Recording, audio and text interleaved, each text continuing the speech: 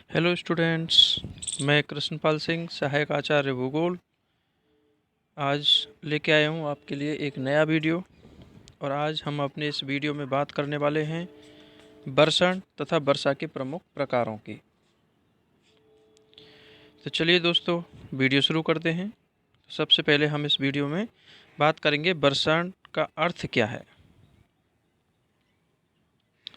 तो जैसा कि आप स्लाइड भी देख रहे हैं, इसमें देख सकते हैं बर्षण का अर्थ। बर्षण किसे कहते हैं ये लिखा हुआ है। तो जब वायुमंडल में उपस्थित जलवाष्प संघनन द्वारा तरल या ठोस अवस्था में परिवर्तित होकर धरातल पर गिरती है तो इसे ही वर्षण कहते हैं। अर्थात जो जलवाष्प वायुमंडल में मौजूद है, जब संघनन होता है और संघनन के बाद वो जलवाष्प धरातल पर किसी भी रूप में, चाहे वो द्रव रूप में हो या ठोस रूप में, जब धरातल पर गिरती है तो ये वर्षण के रूप में जाना जाता है। ये ठोस या द्रव अवस्था कोई भी हो सकता है। तथा वर्षण जब जल के रूप में होता है तो इसे वर्षा कहते हैं। तथा वर्षण के अंतर्गत हिमपात, ओलावृष्टि और वर्षा, ये तीनों ही रूप इसमें शामिल किए जाते हैं। अब हम बात करते हैं वर्षा के प्रमुख प्रकारों की। कि वर्षा अर्थात वर्षण के अंतर्गत जब वर्षण जल के रूप में होता है तो उसे वर्षा कहते हैं। और वर्षा कई प्रकार की है, अर्थात वर्षा कई तरीके से होती है। तो उसमें उसी आधार पर हमने वर्षा को प्रमुख रूप से 3 प्रकारों में बांटा है, 3 वर्गों में विभाजित किया है। और 3 वर्गों में सबसे पहला प्रकार है, यहाँ आप देख रहे हैं, संवहनीय वर्षा। तो संवहनीय वर्षा, जैसा कि नाम से स्पष्ट है, इस प्रकार की वर्षा में प्रमुख रूप से संवहन क्रिया का योगदान होता है। और जो उष्णकटिबंधीय विषुवत-रेखीय प्रदेश हैं, वहाँ पर चूँकि तापमान अधिक होता है और तापमान अधिक होने के कारण धरातलीय क्षेत्र के संपर्क वाली वायु गर्म हो जाती है और गर्म होकर के लंबवत रूप से ऊपर की ओर संवहन के रूप में उठने लगती है। और संवहन के रूप में ऊपर उठती हुई हवा क्रमशः ठंडी होती है और ठंडी होने के बाद वह उष्मांक को प्राप्त करती है और संघनन शुरू हो जाता है। और संघनन शुरू होने के बाद जो जलवाष्प है वो वर्षा के रूप में धरातल पर गिरने लगती है। और इस प्रकार की वर्षा को संवहनीय वर्षा के नाम से जाना जाता है। यह संवहनीय वर्षा प्रमुख रूप से भूमध्य रेखीय प्रदेशों में दोपहर बाद अक्सर देखी जाती है। और इस संवहनीय वर्षा में वर्षा जो है मूसलाधार रूप में होती है, अर्थात बहुत कम समय में काफ़ी अधिक मात्रा में बरसात हो जाती है। अब हम बात करते हैं वर्षा, और यहाँ आप अगली स्लाइड में देख सकते हैं, यहाँ डायग्राम दिए गए हैं तीनों ही प्रकार की वर्षाओं के।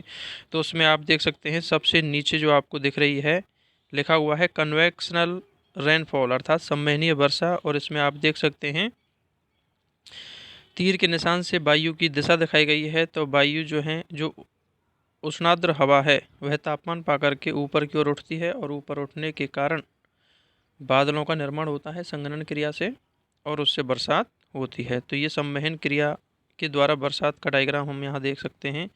इसके अलावा इस डायग्राम में आप देख सकते हैं दूसरे जो प्रकार हैं, पर्वतीय वर्षा और चक्रवातीय वर्षा, दोनों ही डायग्राम इसमें दिए हुए हैं। तो यहाँ आप देख सकते हैं सबसे ऊपर जो दिया हुआ है वो चक्रवातीय वर्षा है, जिसमें वाताग्र के सहारे हवा ऊपर उठ रही है और बादलों का निर्माण होता है और बरसात होती है। और दूसरा जो चित्र है वो पर्वतीय वर्षा का है, जिसमें हवा पर्वतीय अवरोध के कारण ढाल के सहारे ऊपर उठती है और संघनित होकर के बादल बनते हैं, फलस्वरूप बरसात होती है। तो इस प्रकार से ये तीनों ही प्रकार की जो वर्षा है उस ये डायग्राम में स्पष्टतया देखी जा सकती है। तो अब हम बात करते हैं दूसरे प्रकार की वर्षा, पर्वतीय वर्षा।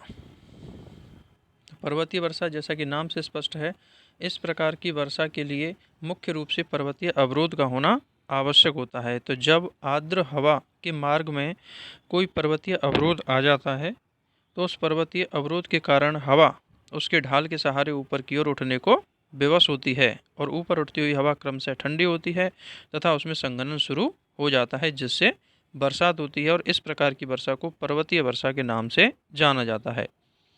और विश्व में सबसे ज़्यादा जो वर्षा है वो पर्वतीय रूप में ही होती है, अर्थात विश्व के अधिकांश क्षेत्रों में पर्वतीय रूप में ही वर्षा होती है। और इस पर्वतीय वर्षा में पर्वत के सम्मुख जो ढाल होते हैं वो अधिक वर्षा को प्राप्त करते हैं, या कह सकते हैं कि प्रमुख रूप से वर्षा पर्वत के सम्मुख ढाल पर ही होती है, और ढाल पे भी नीचाई से ऊपर की ओर वर्षा की मात्रा क्रम से बढ़ती जाती है। लेकिन पर्वत के जो विमुख ढाल हैं उन विमुख ढालों पर वर्षा बहुत कम मात्रा में होती है, क्योंकि पर्वत के विमुख ढाल के सहारे हवा ऊपर से नीचे की ओर उतरती है, फलस्वरूप वह गर्म होती है और बरसात की संभावनाएं कम हो जाती हैं। तो इस प्रकार से पर्वतीय वर्षा में पर्वत का सम्मुख ढाल अधिक वर्षा प्राप्त करता है, जबकि पर्वत का विमुख ढाल वृष्टि छाया प्रदेश के रूप में रह जाता है। अब हम बात करेंगे तीसरे प्रकार के वर्षा प्रारूप की, और तीसरे प्रकार की जो वर्षा प्रारूप है वो है चक्रवातीय वर्षा। और जैसा कि हमने डायग्राम में देखा, चक्रवातीय वर्षा में हवा वाताग्र के सहारे ऊपर उठती है और बरसात होती है। तो चक्रवातीय वर्षा प्रमुख रूप से शीतोष्ण कटिबंधीय क्षेत्रों में होती है, जबकि शीतोष्ण कटिबंधीय क्षेत्रों में विषुवत-रेखीय प्रदेशों की ओर से आने वाली उष्णाद्र हवा और ध्रुवीय क्षेत्रों की ओर से आने वाली ठंडी शुष्क हवा एक दूसरे के आमने सामने से टकराती हैं, तो वो वाताग्र बनाते हुए अलग हो जाती हैं और उसमें उष्णाद्र हवा वाताग्र के सहारे ऊपर की ओर उठ जाती है।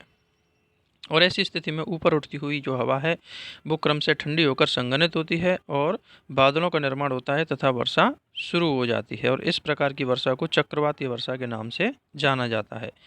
चक्रवातीय वर्षा मुख्य रूप से शीतोष्ण कटिबंधीय क्षेत्रों की विशेषता है, और शीतोष्ण कटिबंधीय क्षेत्रों में ये चक्रवातीय वर्षा हल्की फुहारों के रूप में होती है, अर्थात चक्रवातीय वर्षा मूसलाधार रूप में ना होकर के हल्की फुहारों के रूप में लंबे समय तक होती है।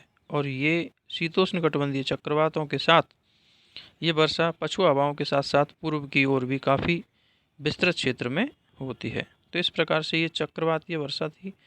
तो इस आज की वीडियो में हमने वर्षा, वर्षण का अर्थ, वर्षा के प्रमुख प्रकारों के बारे में जानकारी प्राप्त की। उम्मीद करता हूँ आपको मेरे द्वारा दी गई जानकारी समझ में आई होगी और पसंद भी आई होगी।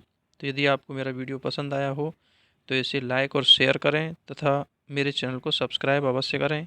धन्यवाद।